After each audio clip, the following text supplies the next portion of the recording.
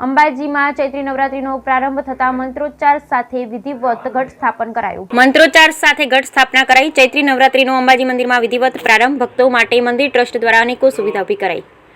સુપ્રસિદ્ધ યાત્રાધામ અંબાજી ખાતે આજે ચૈત્રી નવરાત્રીના પ્રથમ દિવસે મોટી સંખ્યામાં માઈ ભક્તો મા અંબાના દર્શને પહોંચ્યા, જેને લઈ મા અંબાના મંદિરમાં અનેરો ભક્તિમય માહોલ સર્જાયો. લાંબી કતારોમાં આ માઈ ભક્તો નવરાત્રીના પ્રથમ દિવસે મા અંબાની એક ઝલક મેળવવા માટે આતુર જોવા મળ્યા હતા. ત્યારે મા અંબાના દર્શન કર્યા બાદ માઈ ભક્તોએ બોલ મારી અંબે, જય જય અંબેના નાદ સાથે માતાજીનું જયઘોષ બોલાવી ધન્યતા અનુભવી હતી.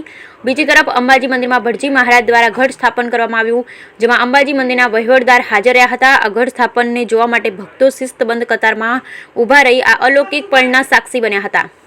અને પરંપરાગત રીતે ભટજી મહારાજ દ્વારા અંબાજી મંદિરમાં વૈદિક મંત્રોચ્ચાર અને વિધિવત રીતે ઘટ સ્થાપન કરી ચૈત્રી નવરાત્રીનો પ્રારંભ કર્યો હતો. અંબાજી મંદિરમાં ઘટ સ્થાપનમાં મંદિરના પૂજારીઓ અને મંદિરના અધિકારીઓ પણ પૂજા વિધિમાં હાજર રહી મા જગત જનનીનું સ્મરણ કર્યું હતું.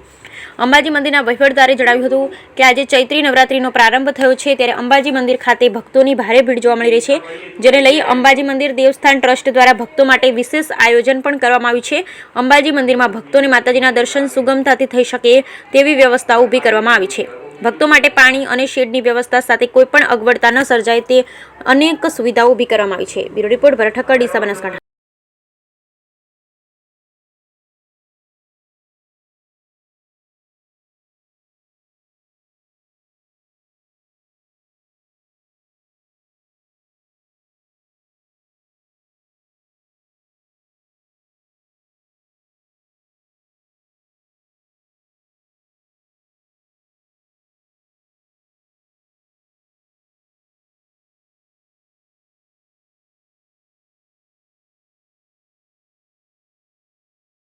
શ્રી અંબે ચૈત્રી નવરાત્રિ અને આસો નવરાત્રિ બે મોટી, આસો નવરાત્રિ મોટી છે અને આ એમ કે નાની એમ સમજવામાં આવે છે કે વસંત ઋતુમાં આવતી નવરાત્રિને વાસંતિક નવરાત્રિ કહે છે.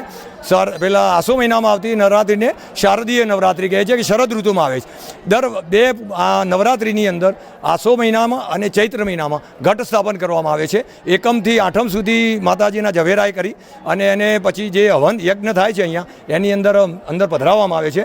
આ ઘટ સ્થાપન એ કે માનું સ્વરૂપ માની અને પરંપરાગત જે આપણી પદ્ધતિને પરંપરાઓ છે, વૈદિક પરંપરા, એ પ્રમાણે આ આપણે એનું સ્થાપન કરીએ છીએ અને માનું સ્વરૂપ માની એને 1650 પૂજા કરી અને એનું નૈવેદ્ય ધરાવ્યું અને પછી આરતી કરી અને માતાજીના આશીર્વાદ લીધા કે આ જે છે એમ કે માતાજી બધાનું શુભ કરે, વિશ્વનું કલ્યાણ કરે, ભાવથી જ સંકલ્પ સાથે આપણે એની પૂજા કરી હતી. માતાજી બધાનું શુભ કરે. જય શ્રી અંબે.